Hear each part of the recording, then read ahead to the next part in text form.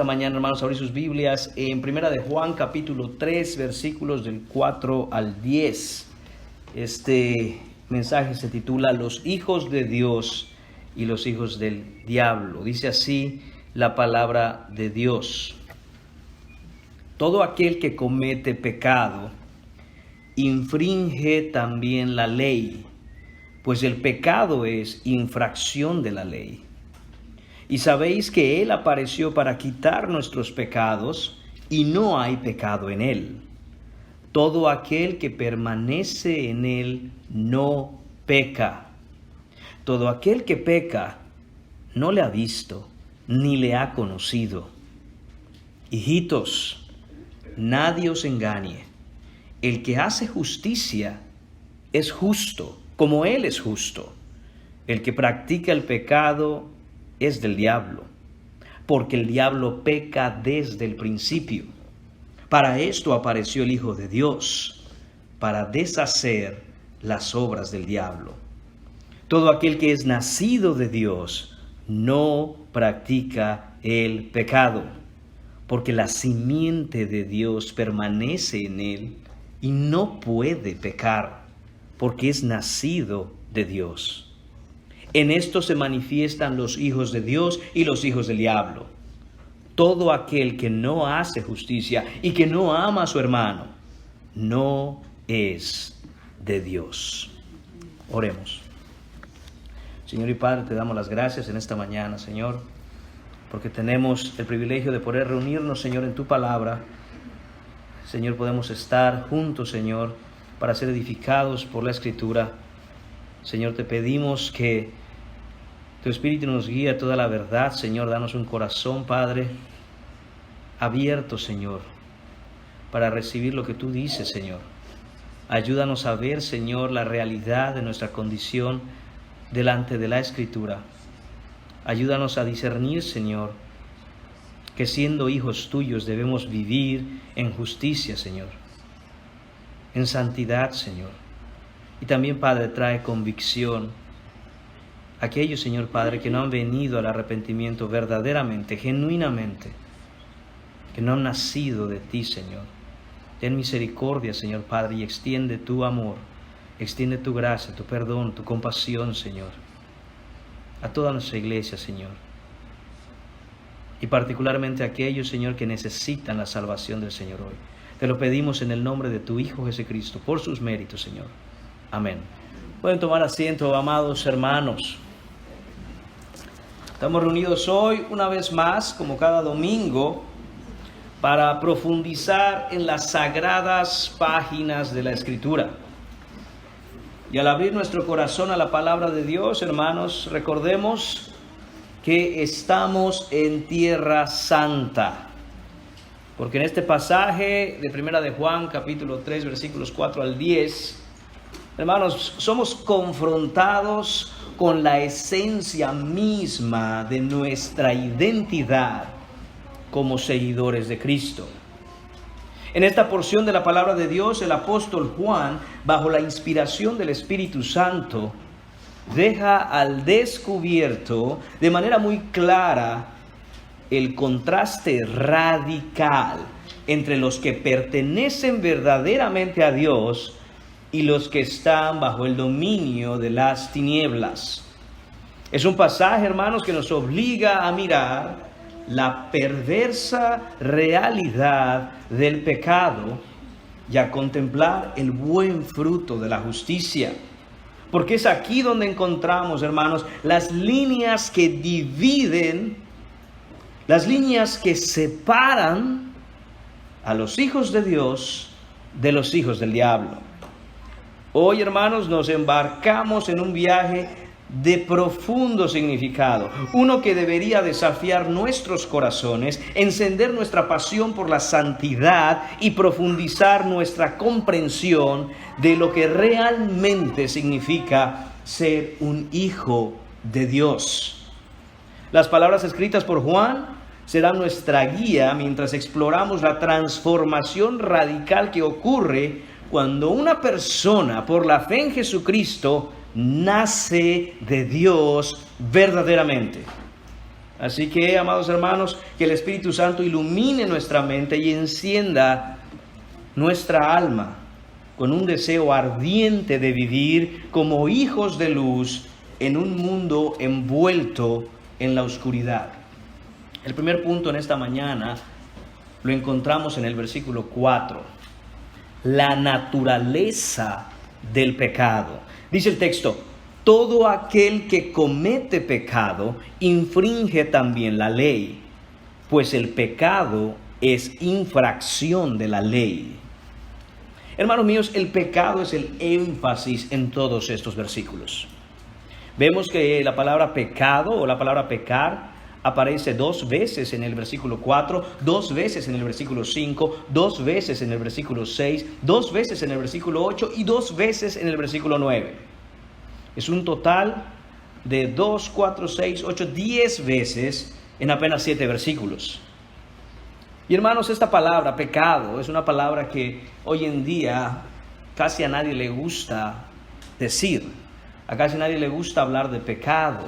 Hay personas que ni siquiera tienen esa idea en su mente, como que pueden vivir sus vidas sin siquiera preguntarse si están en pecado, si están pecando, si han pecado. Se relaciona cotidianamente esta palabra con lo religioso. Hermanos, pero todos somos religiosos. La diferencia es quién es el Dios al que adoras.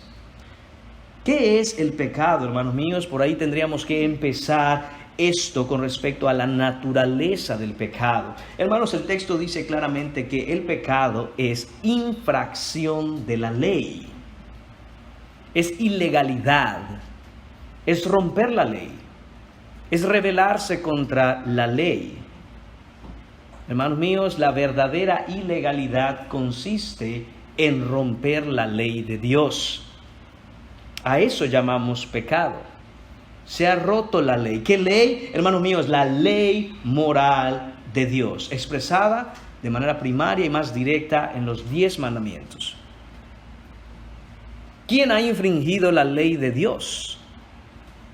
Hermanos, la Biblia nos enseña en Romanos capítulo 3 que todos hemos pecado. Si vamos a Romanos capítulo 3, veremos que en el versículo 10 dice: como está escrito, no hay justo ni aun uno, no hay quien entienda, no hay quien busque a Dios, todos se desviaron, a una se hicieron inútiles, no hay quien haga lo bueno, no hay ni siquiera uno. Hermanos, piensen cuántas personas han nacido en este planeta, desde Adán hasta nuestros días, y piensen en todas aquellas personas que un día nacerán. ¿Quién de ellas ha sido buena? ¿Quién de ellas ha sido justa? Hermanos, quitando a nuestro Señor Jesucristo, que por supuesto Él no tuvo pecado, la Biblia enseña que no hay ni siquiera uno. Y de manera más clara, cuando vemos el versículo 23, dice: por cuanto todos pecaron y están destituidos de la gloria de Dios. Hermanos míos, no hay ni uno bueno, todos hemos pecado, todos hemos infringido la ley. Esta es, como dije, hermanos, la ley moral de Dios. ¿Sabe qué cosa es lo más triste? En que muchas veces ni siquiera el cristiano conoce los 10 mandamientos. Hermanos, para nuestra vergüenza debemos decirlo. ¿Quiénes de los que estamos aquí podríamos pararnos y decir: te voy a decir cuáles son los 10 mandamientos? Te voy a decir cuál es la ley moral de Dios. Te voy a decir exactamente lo que el Señor ha hablado y ha dicho con respecto a lo que es la ley que Él demanda. Algunos dirán: bueno, hermano, no me lo sé de memoria. Bueno, ¿podrías citar por lo menos el capítulo, el libro en la Biblia donde habla de los 10 mandamientos? Y muchos dirían: la verdad es que no. Entonces, hermanos, ahí comienza el problema. ¿Cómo podríamos nosotros siquiera intentar no infringir la ley cuando desconocemos la ley?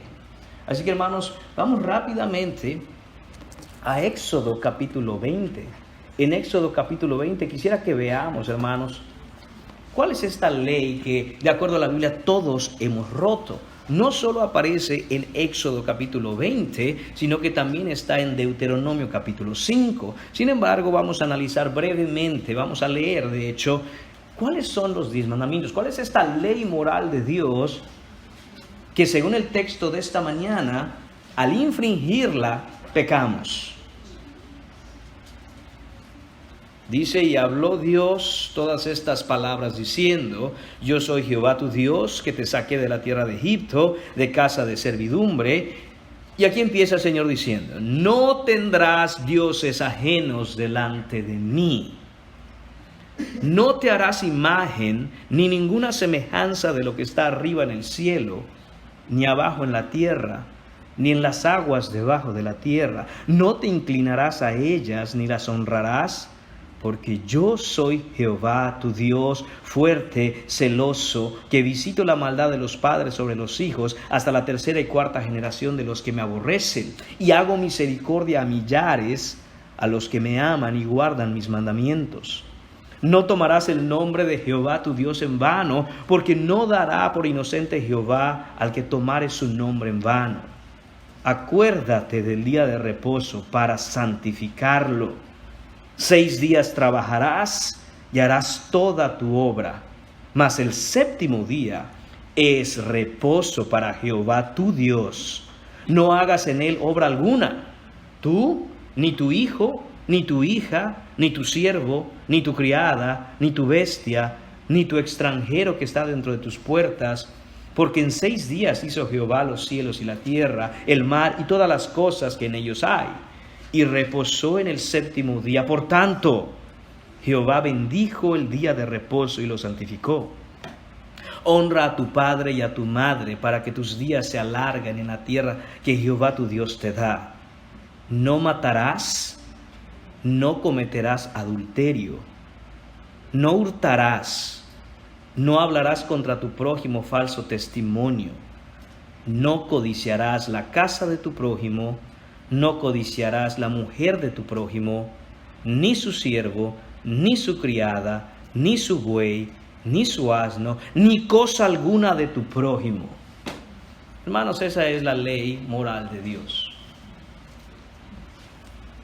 Y cuando hablamos, hermanos míos, de la naturaleza del pecado, tenemos primeramente que entender cuál es el estándar por el cual la ley de Dios se infringió o no. Y el problema de no poder discernir la verdadera naturaleza perversa del pecado, hermanos, es que desconocemos la naturaleza santa de la ley de Dios. La ley de Dios, hermanos, es el estándar de lo que es justo, de lo que es bueno, de lo que es moral.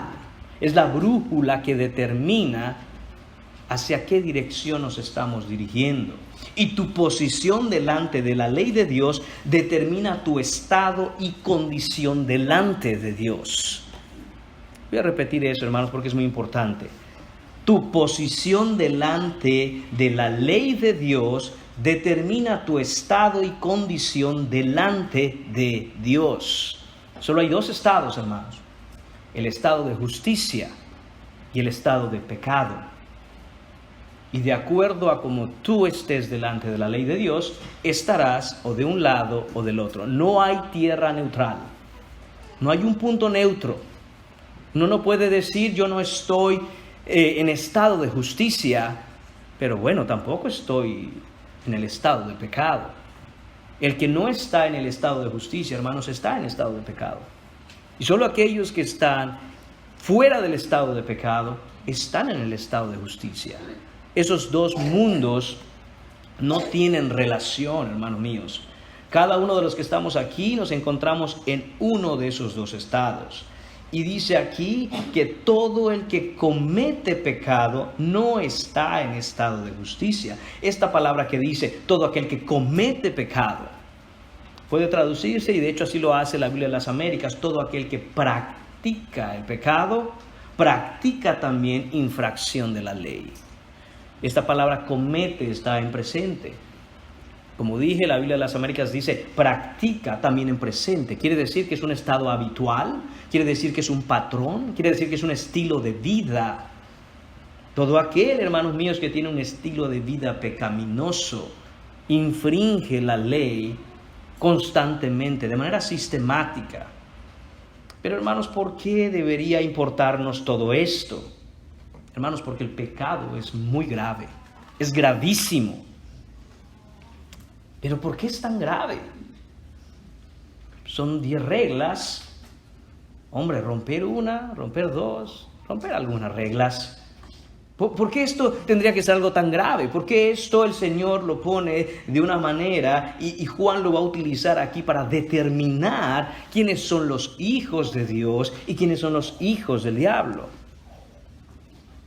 Hermanos, para entender la gravedad, la verdadera y profunda gravedad del pecado, es necesario, repito, entender la naturaleza y propósito de la ley de Dios. Sin un estándar, hermanos, que nos indique, que nos muestre, que nos diga la gravedad en la que nos encontramos en nuestros pecados, es imposible entender nuestra necesidad de un Salvador. Le voy a poner un ejemplo. Cuando uno de nuestros hijos se enferma, lo llevamos al médico. Y cada que lo llevamos al médico, una de las primeras cosas que hace la enfermera es pasarlo a una pequeña sala y toma su temperatura, toma su peso y toma su estatura. ¿Por qué? Porque quieren ver que desde la última vez que este niño, que ahora está enfermo, estuvo en el doctor, siga creciendo.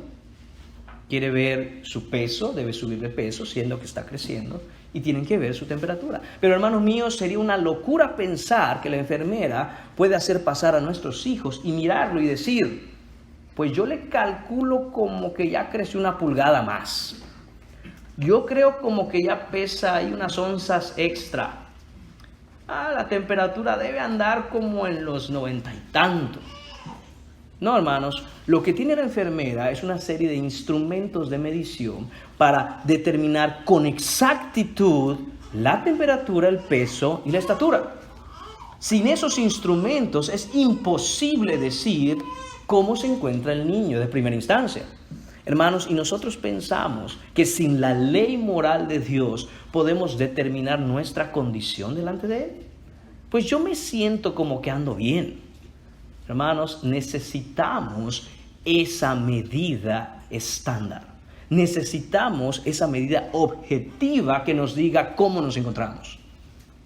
Y eso es lo que quiero hacer en esta mañana, hermanos. Nos va a tomar un poco de tiempo, pero es necesario. El sermón está preparado para llegar hasta el versículo 10, hermanos, pero si no llegamos, tendremos parte 2 el próximo domingo, no pasa nada. Así que voy a hacer un paréntesis bastante amplio para poder entender la naturaleza del pecado. ¿Cómo? Entendiendo la naturaleza de la ley de Dios. El pecado es mucho más, hermanos míos, que simplemente infringir una regla. Es infringir una regla. Es no cumplir con un mandamiento, por supuesto, claro que sí, pero es mucho más que eso. Hay que llegar a la raíz del problema. El incumplimiento del mandamiento es apenas, hermanos míos, lo externo. La ley de Dios no fue dada al hombre con el propósito último de ser una escalera al cielo. Y esta es una de las cosas, hermanos, que necesitamos nosotros tener claramente en nuestra mente como cristianos. Porque probablemente, muy probablemente, como hemos crecido fuera del Evangelio, muchos de nosotros, hasta que el Señor por su misericordia nos salvó, se nos ha dicho y hemos pensado que pues si quieres ir al cielo, pórtate bien, cumple los mandamientos, sé buena persona, vas a ir al cielo. Cuando uno tiene ese concepto, esa idea, hermanos míos, acerca de los mandamientos, tenemos un grave problema. Cuando a una persona se le pregunta, ¿qué tengo que hacer para ir al cielo? No quiero ser condenado, yo no quiero acabar en el infierno. De eso lo tengo claro. ¿Qué tengo que hacer para ir al cielo? Y esa persona le contesta, pórtese bien, sea buena persona, cumpla los mandamientos. Hermano, le están condenando. No hay una condenación más grande que decirle a una persona pecadora, pórtese usted bien, haga lo que es bueno, no le haga daño a nadie y usted va a llegar al cielo. Hermanos, eso es exactamente lo mismo que decirle a un paralítico hambriento, Si te levantas de esa silla y vienes a la mesa a comer, pues vas a saciar tu hambre. Si no, pues allá tú que no te levantas. Qué perverso es eso, hermanos. Usted se imagina a un hombre paralítico, casi muerto de inanición, y decirle, si te levantas y llegas a la mesa, comes. ¿Qué clase de monstruo haría eso? Hermanos, es exactamente lo mismo cuando escuchamos que en algún lugar se le dice, pórtese usted bien, cumple usted estas reglas y usted va a llegar al cielo. ¿Por qué? Porque del mismo modo, hermanos míos, en que ese paralítico no tiene la capacidad de levantarse de su silla, así el ser humano caído, pecador, no tiene la capacidad de agradar a Dios, de cumplir sus mandamientos, de hacer lo que es bueno. Los que andan en la carne, hermanos míos, no pueden agradar a Dios. No pueden. Es una imposibilidad. No hay vida en ellos para hacerlo. Cuando tenemos en mente, hermanos míos, este concepto de la ley, irremediablemente concluiremos que el pecado no es tan grave. Si los 10 mandamientos son la escalera para llegar al cielo, los cumplo y llego, entonces cuando peco simplemente estoy perdiendo la oportunidad de ganar unos puntos para poder llegar. No importa, al final ya tendré de nuevo la oportunidad de recuperar esos puntos. Y muchos vivimos así, hermanos, y como cristianos debemos de dejar de vivir así. Ayer pequé, ayer dije una mentira por acá, ayer pasó esto y yo sé que eso no estuvo bien, fue pecado, pero gloria a Dios. Hoy le voy a ayudar a una viejita a cruzar la calle. Seguro eso me va a dar más puntos y al final voy yo en una balanza poniendo los puntos buenos y los puntos malos. Dios quiera que al final yo tenga suficientes puntos buenos para que aunque sea apenas yo la haga y llegue al cielo. Hermanos, esa no es la vida cristiana. Eso no es la fe cristiana. Eso no es cristianismo. Eso no existe en la Biblia.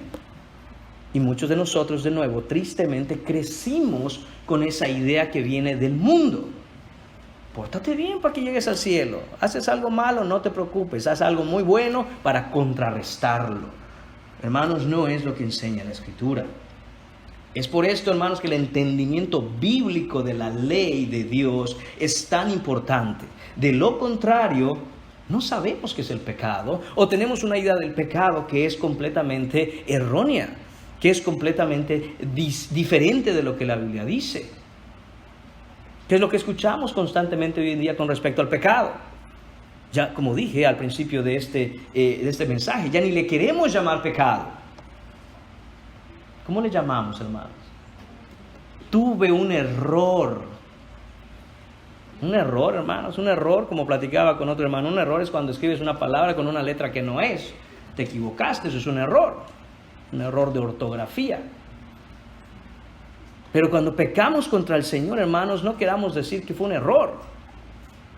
Es rebeldía, es iniquidad, es perversidad, es maldad. Y en un momento vamos a ver por qué es tan grave. A veces decimos, bueno, Señor, perdona por mis pobres decisiones. Ay, pobrecito, no sabe tomar decisiones. Pobres decisiones. No, hermanos, es pecado, es iniquidad, es rebeldía. Muchas veces es orgullo, es soberbia, muchas veces es envidia. Hermanos míos, es rebeldía contra el Señor. Hermanos, no somos pecadores porque pecamos. Pecamos porque somos pecadores. Y hay una gran diferencia entre esas dos cosas. En la primera, si decimos que somos pecadores porque pecamos, eso quiere decir que mientras menos pequemos, un día, gracias a Dios, dejaremos de ser pecadores. Pero la Biblia enseña otra cosa. La Biblia enseña que nosotros pecamos porque nacimos pecadores. No nos convertimos en pecadores el día que cometimos el primer pecado. No nos convertimos en pecadores porque después, a partir de nuestra infancia, en algún punto empezamos a hacer tantos pecados que ya me convertí en pecador. No, hermanos, nacimos con una naturaleza que tiende, una carne que busca estar en contra de la ley de Dios. Entonces, hermanos, si la ley de Dios no fue dada, Mejor dicho, ya que la ley de Dios no fue dada para que el hombre pueda llegar al cielo, ¿para qué fue dada la ley? Tiene principalmente tres propósitos, hermanos. El primero es reflejar el carácter de Dios. Esa es la primera cosa que tenemos que entender. La ley de Dios, los 10 mandamientos que leímos en Éxodo capítulo 20, reflejan el carácter santo de nuestro Dios.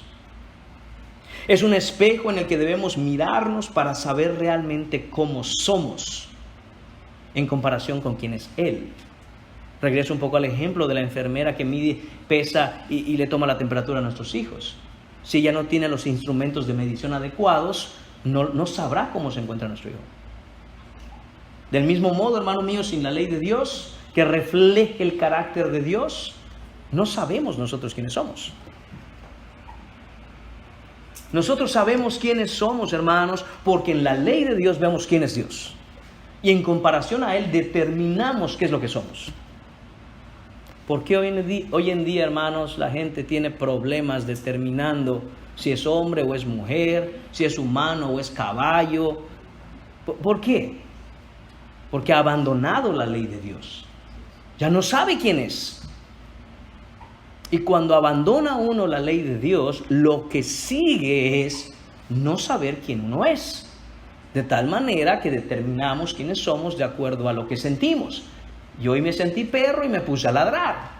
Y mañana me siento gato y empiezo a maullar. Hermanos, porque hemos abandonado la ley de Dios. Pero no el cristiano. El cristiano sabe que la ley de Dios refleja el carácter de Dios y que la gloria de su carácter echa luz sobre nuestra pecaminosidad con el propósito de que entendamos que nos es necesario ser salvados. Le digo de nuevo, la gloria de su carácter, del carácter de Dios, manifestado en los 10 mandamientos, en la ley moral, echa luz sobre nuestra pecaminosidad con el propósito de que entendamos que nos es necesario ser salvados. No podemos salvarnos a nosotros mismos. Todo aquel que tome la ley de Dios y diga, voy a cumplir lo que está ya escrito, se dará cuenta si verdaderamente está de manera profunda tratando de cumplir los mandamientos, que no puede. Es imposible. ¿Cómo le hacemos? Nos damos cuenta que nuestro carácter no es como su carácter. Segundo propósito de la ley de Dios, restringe el mal en el mundo. En tanto que la obra redentora, hermanos míos, se va llevando a cabo, en tanto que el Señor nos ha mandado como iglesia a llevar el evangelio a todo el mundo, es necesario, hermanos míos, que haya paz para que el evangelio avance sin obstáculos. De tal manera que la ley de Dios restringe el mal en el mundo. La ley de Dios protege a sus redimidos, protege a su pueblo y mantiene en orden a los habitantes de la tierra. En un lugar, hermanos míos, donde no hay temor ni reverencia por Dios y por su ley, habrá asaltos, habrá corrupción, habrá locura en las calles, habrá asesinatos, muerte, mentiras, robos, hurtos, violaciones. ¿Por qué? Porque se ha abandonado la ley de Dios y el temor del Señor. Y sin embargo, el Señor con su ley protege a sus redimidos. Cuando leemos en la ley de Dios, no matarás, no solo me dice a mí que el Señor no se agrada del asesinato, sino que le dice al mundo entero, no maten a mis hijos. Cuando la ley de Dios dice, no hurtarás, el Señor dice, no hurten a mis hijos. El Señor protege a su pueblo a través de sus mandamientos, restringe la maldad y trae la paz. Hermanos míos, pero la paz en sí misma no significa nada si no entendemos el propósito por el cual debe haber paz. A veces pensamos que solo buscamos la paz. Cada mujer que alguna vez ha participado en Miss Universo dice que quiere la paz. ¿Pero para qué? solo para vivir tranquilos y que nada nos moleste. No, hermanos, de nuevo, la paz que el Señor quiere en el mundo y es expresado a través de estos 10 mandamientos es para que el Evangelio pueda avanzar sin obstáculos. Por eso es necesaria la paz. El mundo, hermanos míos, le ofrecerá muchas veces la paz, pero a costa de no hablar el Evangelio. Esa no es la paz que necesitamos, esa no es la paz que queremos. En el momento en que alguien diga, te doy la paz, el precio que tienes que pagar es cállate, no hables el Evangelio. Entonces que sea la guerra, hermanos. Solo buscamos la paz en tanto el Evangelio pueda seguir avanzando. Tercero, la ley de Dios revela lo que agrada a Dios. En este sentido, hermanos, el conocimiento de lo que es agradable a Dios es parte de conocerle a Él y produce en el corazón de los que le aman un deseo de hacer lo que a Él le agrada. Conocemos a Dios, hermanos, a través de sus 10 mandamientos. El Señor dice que no debemos cometer adulterio. ¿Sabe por qué? Porque Él no es adúltero. La palabra de Dios dice que no debemos tener otros dioses delante de Él. ¿Sabe por qué? Porque Él no es idólatra. Dice que no robemos porque Él no es un ladrón. Hermanos míos, cada cosa que el Señor dice, lo dice porque Él es eso. Él no es ladrón, Él no es adúltero, Él no es asesino, Él no es nada de eso. Y le agrada que nosotros seamos como Él es. De los 3 aspectos anteriores, hermanos, la gravedad del pecado se entiende mejor al profundizar en el primero de sus aspectos. La ley de Dios refleja el carácter de Dios. Dios nos creó y no nosotros a nosotros mismos. Salmo 103. Y al crearnos, hermanos míos, nos creó con un propósito. ¿Cuál es tu propósito? ¿Eres de los que todavía anda ahí buscando a ver si le cae del cielo misteriosamente una revelación mística para saber cuál es el propósito de tu vida? Hermanos, el Señor lo ha dicho claramente. Solo en Efesios capítulo 1 lo ha dicho 3 veces. Fuimos creados para la alabanza de la gloria de su gracia, versículo 6. Para la alabanza de su gloria, versículo 12. Para la alabanza de la gloria de su gracia, versículo 14. Para eso es que fuimos creados. Él nos crea con este propósito, reflejar su gloria y expandir su reino.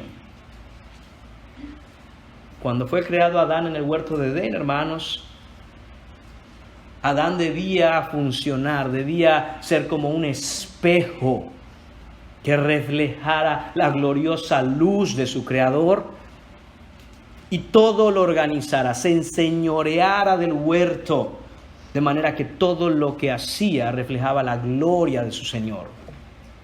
Sin embargo, el pecado entró en Génesis capítulo 3 al mundo y dañó gravemente la imagen de Dios, dañó gravemente al hombre en su propósito divino. Eso que Dios puso como impreso en el alma del hombre, en el alma de su ser, fue sustituido por la imagen del pecado y la iniquidad. Y es por eso, hermanos míos, que a partir de Adán, todos nacemos con esa naturaleza. Tu carácter no es como el carácter de Dios. No somos moralmente perfectos como Él. Ya no reflejamos su gloria como debiéramos. Y aquí es donde empieza el verdadero problema del pecado. Hermanos míos, nos hemos rebelado en contra de nuestro propósito.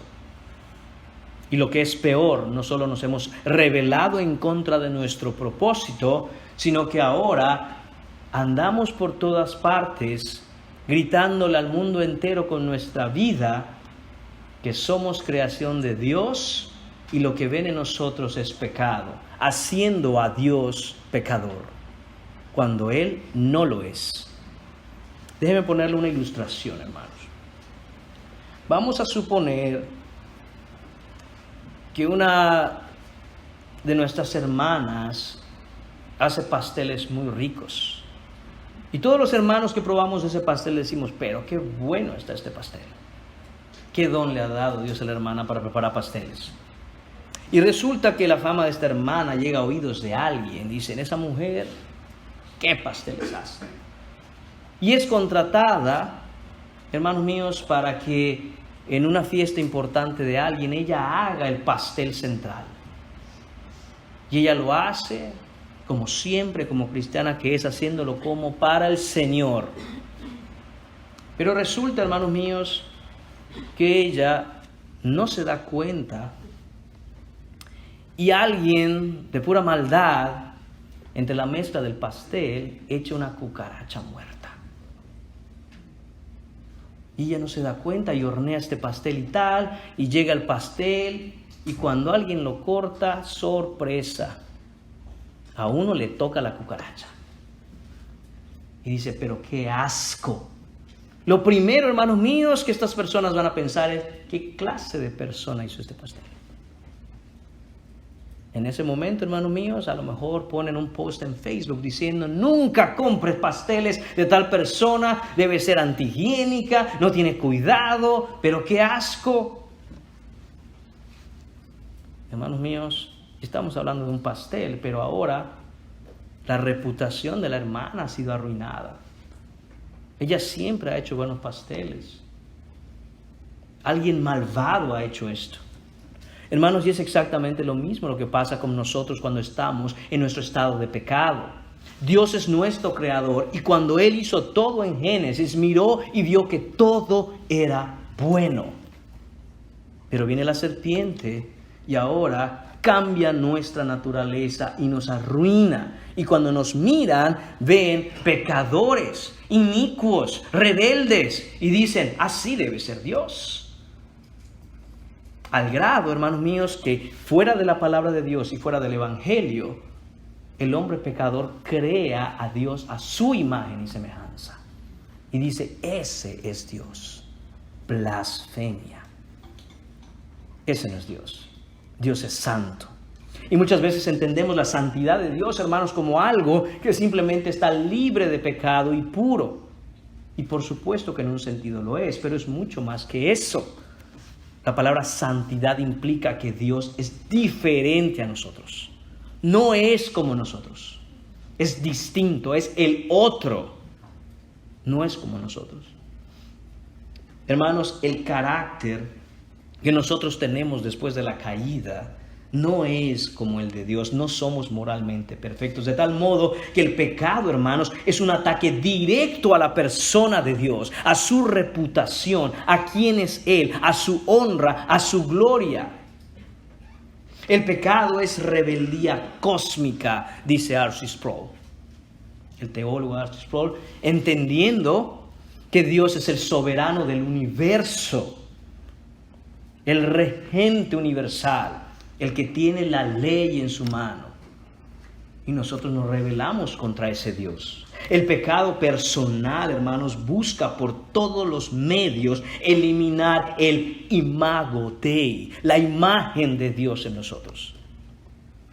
Por eso es que vemos las locuras que vemos. Cada día el ser humano en sus concupiscencias, en el deseo de su corazón, busca alejarse de Dios lo más posible al grado que desea eliminar de sí mismo la imagen de Dios con la que fue creado, haciéndose básicamente, hermanos, bestias y animales. El pecado, hermanos míos, a diferencia de la ley de Dios, que primeramente revela el carácter, el pecado rechaza el carácter de Dios. No desea el carácter de Dios porque aborrece el carácter de Dios. Mira las perfecciones, la belleza, la majestad y la gloria de Dios y la aborrece, le causa náuseas ver a Dios. Eso es el pecado. En lugar, hermanos míos, de que como hace la ley de Dios, que restringe la maldad, el pecado, hermanos míos, refuerza la iniquidad. Es decir, la acrecenta la perversidad en el ser humano. Hermanos míos, romper un mandamiento no se queda ahí. Es una espiral descendente. que va corrompiendo cada día más. Es lo que nos dice Salmos capítulo 1. Dice el versículo 1, bienaventurado el varón, dice, que no anduvo en consejo de malos, ni estuvo en camino de pecadores, ni en silla de escarnecedores se ha sentado. ¿Ve la progresión? Primero, no escuchó el consejo de malos. Bendito sea ese hombre, porque el que escucha el consejo de malos, el siguiente paso es, anduvo en camino de pecadores. El estilo de vida cambia, las ideas cambian, lo que tú haces cambia, la manera en que tú te comportas cambia. Y después, ¿qué hace? Se sienta en silla de escarnecedores. Está con ellos, se deleita con ellos, vive como ellos, tiene relación con ellos, vive con ellos. Y Salmos dice, bienaventurado el varón que no hizo eso, sino que en la ley de Jehová está en su delicia y en ella medita de día y de noche. Hermanos míos, a diferencia de la ley de Dios, que revela lo que agrada a Dios, el pecado respalda lo que es desagradable a Dios, promueve el pecado y la iniquidad. El pecado nos dice que podemos satisfacernos con orgullo en nuestras maldades. Hermanos, ¿no es eso lo que estamos viendo todos los días hoy? Pero Dios, hermanos míos, resiste al orgulloso, mas da gracia al humilde. Orgullo gay. Qué condenación tan grande. Estar presumiendo algo tan perverso, tan sucio, tan depravado. Y deleitarse en esas concupiscencias, hermanos. No es solo romper una regla. Es un insulto a la persona de Dios. Es escupirle la cara a Dios. Y otras cosas, hermanos míos, que no me atrevo a decir desde el púlpito. Pero he pensado en algunas ideas y quiero compartirlas. El pecado, hermanos míos, es la máxima perversión, porque convierte lo puro y santo en una distorsión del carácter santo del Señor. En la rebelión de nuestro pecado, hermanos míos, somos testigos de la grotesca distorsión de la imagen perfecta de Dios dentro de nosotros. Distorsionamos quién es Dios. El mundo solo puede conocer a Dios por los cristianos. Y nosotros, hermanos míos, cuando no estamos luchando con nuestro pecado, cuando dejamos a nuestro pecado que haga lo que quiera, vamos a darle chance. Hermanos míos, distorsionamos el carácter de Dios. El pecado es la mancha oscura en el lienzo de la divina obra maestra de Dios que estropea su glorioso carácter. ¿Usted se imagina eso? Un gran artista hace una obra de arte, la va a presentar y viene un loco y agarra un montón de pintura y se la tira encima. Hermanos, y no tiene que ser un galón de pintura que le echen a una obra maestra para arruinarla. Una mancha la arruina. La naturaleza del pecado, hermanos míos, es torcer y deformar los hermosos atributos de Dios, convirtiéndolos en una grotesca caricatura. Caricaturizamos a Dios, hermanos, con el pecado. Lo hacemos ver a Él como quien Él no es. La perversión de nuestra naturaleza pecaminosa contrasta marcadamente con la santidad y la justicia de nuestro Creador. El pecado, hermanos, pervierte nuestros deseos. El pecado, hermanos míos, nos aleja de la gloria de Dios y va llevándonos al abismo de la autodestrucción y la destrucción de los que nos rodean. Tu pecado, hermano mío, hermana mía, no se queda en rompí una regla. Es un veneno, es un cáncer que va contaminando, que va corrompiendo y avanzando todo. Corta con tu pecado. La naturaleza del pecado es gravísima. El objetivo final del pecado, hermanos, es reemplazar el carácter santo y perfecto de Dios con el carácter de la humanidad caída.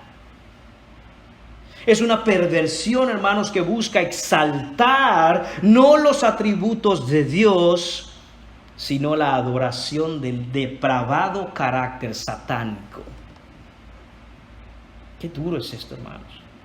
Que cuando pecamos, estamos exaltando la perversidad del carácter del diablo. Cuando vivimos en justicia, levantamos gloria y honra a nuestro Señor.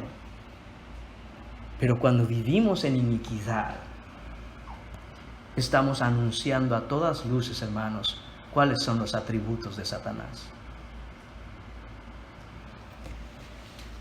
Esto, hermanos, debe llevarnos a batallar y luchar contra el pecado. La batalla contra el pecado es una batalla contra la perversión de nuestra propia naturaleza caída, nuestra propia carne, mientras nos esforzamos, gracias y por obra del Espíritu Santo, para conformarnos a la imagen de Cristo, hermanos, quien es el verdadero reflejo del carácter de Dios. Él es la imagen misma de su sustancia.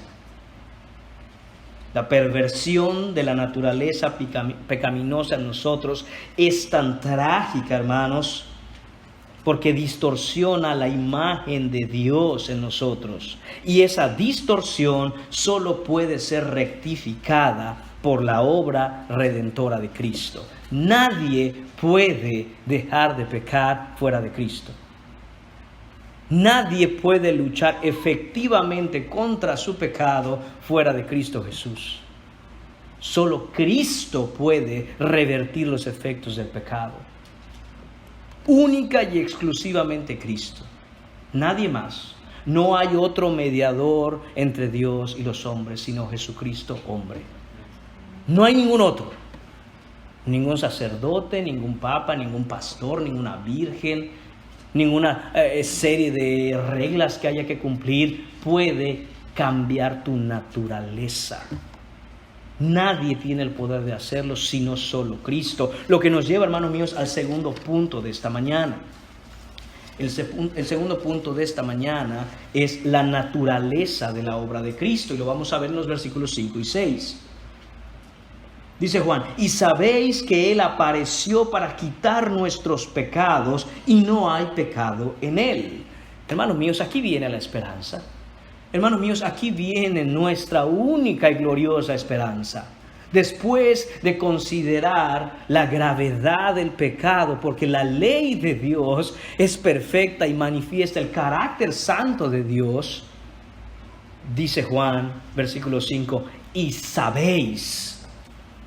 Hermanos, esto es cristianismo básico.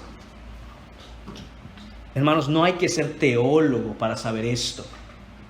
Juan sabe que esta carta está siendo enviada a cristianos. Y para ser cristiano, lo primero que tienes que saber es que tus pecados son perdonados en Él por la obra de Él. Y dice, ustedes saben esto, ustedes conocen esto no es nuevo para ustedes. Él apareció para quitar nuestros pecados. Gloria a Dios por nuestro Señor Jesucristo. ¿Quién podría eliminar la ofensa que yo he hecho contra el Dios Santo? Hermanos, el versículo 5 nos dice, Él, Jesucristo, apareció, es decir, se manifestó, encarnó, atención, para. Esa preposición es una preposición de propósito. ¿Cuál es el propósito de la aparición de Jesucristo? ¿Cuál fue el propósito de que, venido el cumplimiento del tiempo, según la promesa en Génesis, nació habiendo encarnado en María la Virgen? Hermanos, aquí está. Para quitar nuestros pecados. Para quitar tu pecado. Esta expresión, quitar nuestros pecados, hermanos míos, es restaurar al estado de justicia en Dios a todos los que creen en su nombre. Siendo que delante de la ley de Dios, hermanos, caemos en el lado del estado de pecado, necesitamos a alguien que nos pueda restaurar al estado de justicia. Y no lo podemos hacer por nosotros mismos porque no hay fuerza en nosotros, siendo que estamos espiritualmente muertos en delitos y pecados. Hermanos, la carne nunca lucha contra la carne. Es el espíritu que lucha contra la carne. ¿Quién es ese alguien? Dios mismo. la segunda persona de la Trinidad. Jesucristo hecho hombre, Jesús encarnado, solo Él puede quitarlos. Él es el único con el poder de hacerlo. Y esta palabra quitar es muy interesante en el original, porque implica tres componentes de significado que se pierden en la traducción al español. Este quitar es muy específico en el verbo que usa el griego y significa, hermanos míos, levantar, poner sobre sí y alejar. Esa es la obra de Cristo. Él vino, hermanos míos, para levantar el pecado que estaba sobre de nosotros, el yugo de opresión que había sobre nosotros a causa de la condenación del pecado. Él lo levantó. No solo lo levantó, lo puso sobre sí mismo. El que no conoció pecado se hizo pecado por nosotros. Lo puso sobre sí mismo, hermanos míos, y lo llevó hasta la cruz. Cuando usted ve la narración de los evangelios, o quizá cuando usted mira una de esas películas que por lo general ponen en Semana Santa y ve a Jesús distorsionado físicamente, machacado y molido por nuestros pecados, cargando esa cruz, ¿usted cree que era la cruz la que pesaba tanto? Era tu pecado el que hacía que esa cruz pesara lo que pesaba. Y el Señor no solo, como dije, levantó, quitó el pecado de sobre ti, lo puso sobre sí mismo, sino dice, lo alejó. Esos son los tres componentes de significado de la palabra quitar aquí. Levantar, poner sobre sí mismo y alejarlo. ¿Qué tan lejos lo llevó? Hasta el monte Calvario. Y tan lejos como está el oriente del occidente, así nos separó de nuestro pecado. Y dice, y no hay pecado en Él. Para que Él pudiera hacer esta obra, hermanos, no podía haber pecado en Él. Él no podía haber subido a la cruz y morir cargando nuestros pecados, siendo el pecador, porque en ese caso Él tenía que haber muerto por sus pecados. Y nosotros estaríamos en la misma situación. Pero porque Él no tiene pecado, nunca ha habido pecado en Él, nunca pecó, vivió la vida perfecta, Él es capaz de hacer una obra sin manchar esa obra con su pecado.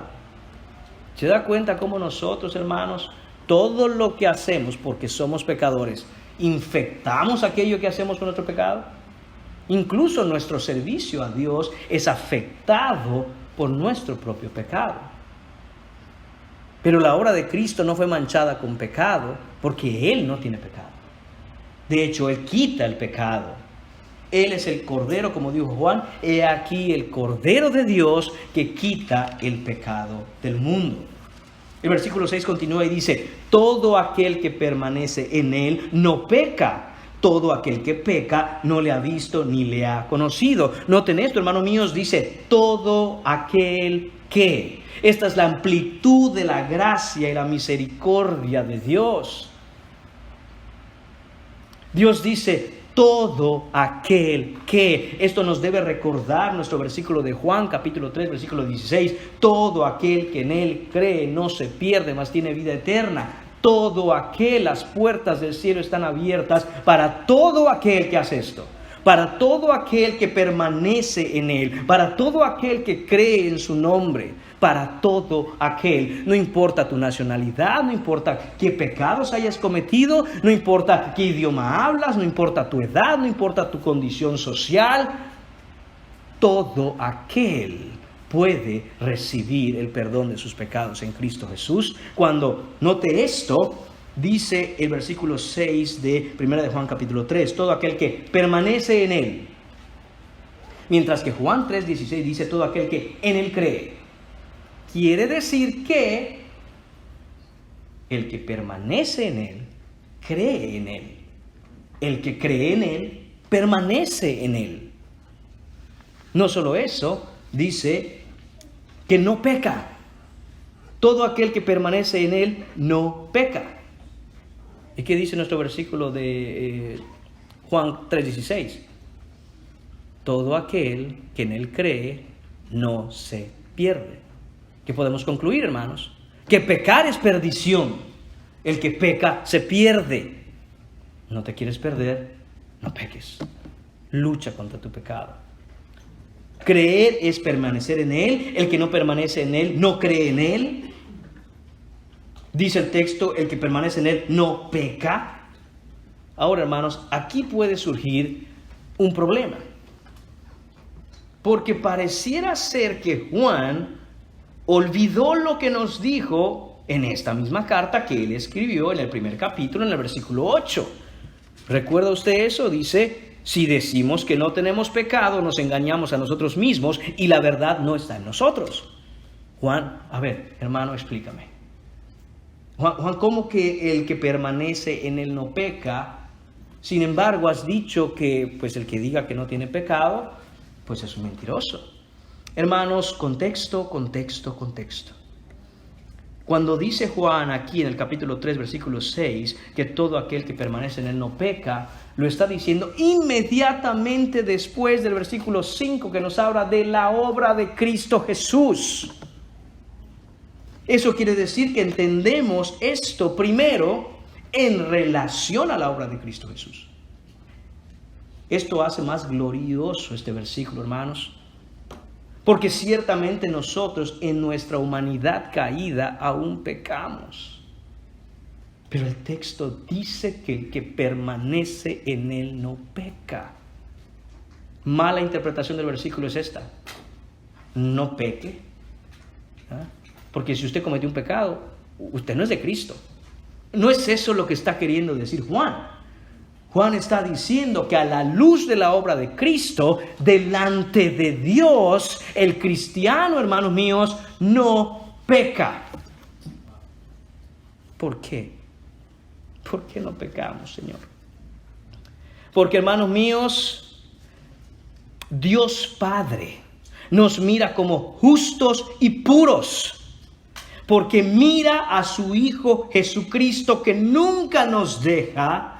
Y Él no permite, Cristo no permite que el Padre vea nuestras iniquidades y nuestras rebeldías, para que no nos avergoncemos delante de Él. En su amor nos cubre de su perfecta justicia, y es por eso que podemos tener una relación con Dios Padre, todo por la obra de Cristo. Hermanos míos, casi es difícil de creer esto. Que cuando Dios mira a este hombre pecador que está aquí, Él lo ve justo como su Hijo Jesucristo.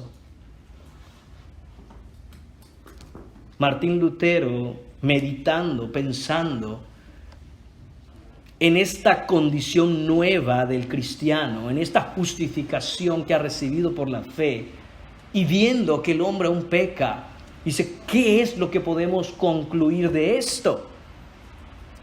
Y entonces está su famosa frase, simul justus et peccator, que significa simultáneamente, al mismo tiempo, justificado y aún pecador. Y dice el texto que el que no le ha visto, no le ha conocido. Dice el que continúa, hermanos míos, en un estado de pecado, no en un estado de justicia, no le ha visto ni le ha conocido. Es decir, al único o los únicos que Dios mira como pecadores bajo condenación son todos aquellos que no se han refugiado en Cristo. Esos los mira Dios y dice pecador condenado. A los cristianos que aún todavía, con el pecado que mora en nuestros miembros, caemos, fracasamos, pecamos, Dios nos ve y dice, mi amado Hijo Jesucristo y toda su justicia pura. ¿Te has sentido, hermano mío, de esta forma? Que delante de Dios podemos acercarnos confiadamente, solo por los méritos de Jesús.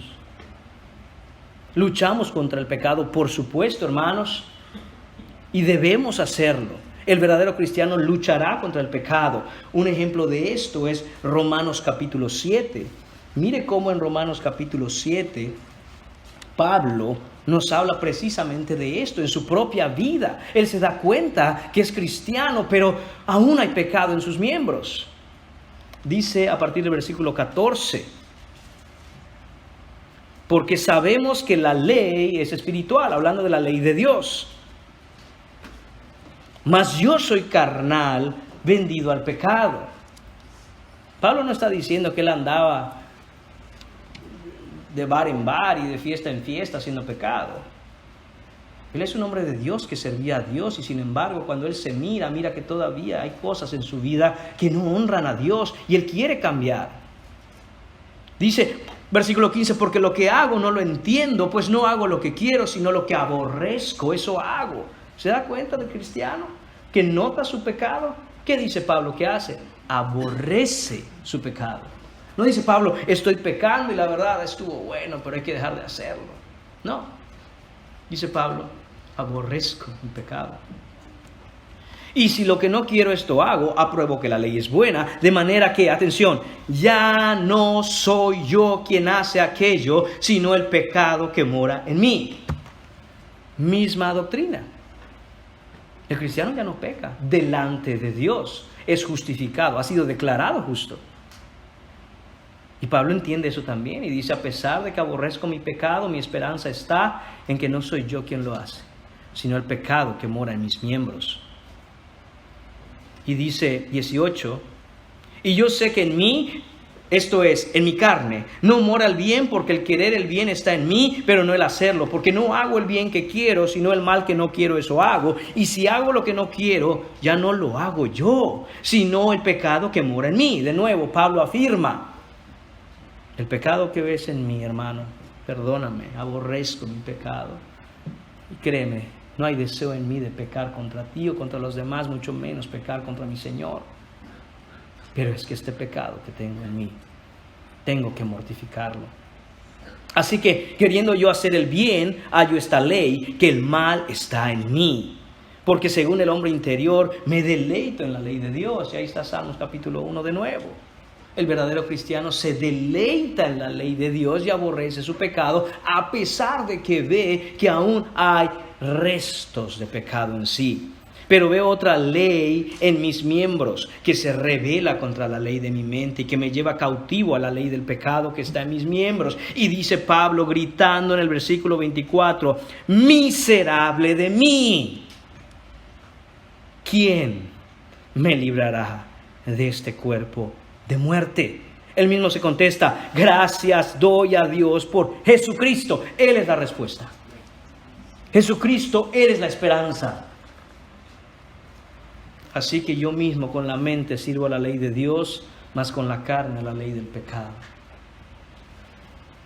¿Te has sentido miserable de ti cuando ves tu pecado? ¿O dices,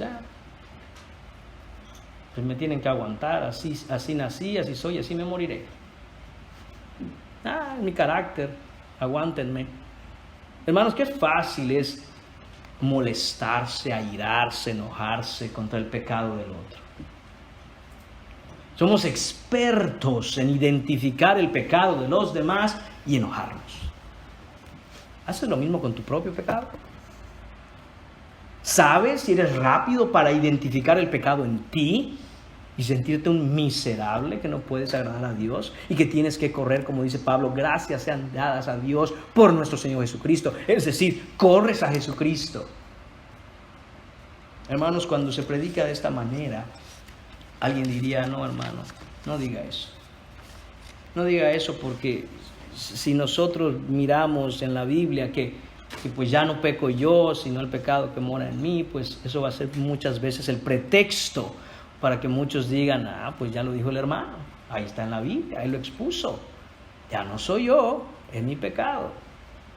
Hermanos, eso solo está en el corazón de un incrédulo, de un inconverso, de un hijo del diablo.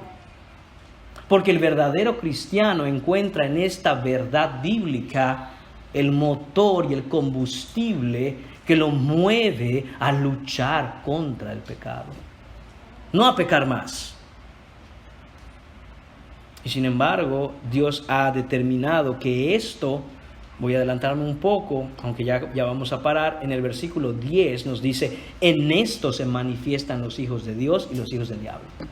Misma enseñanza, misma palabra, mismo mensaje, y unos dicen, de aquí voy a agarrar las fuerzas para luchar y mortificar mi pecado.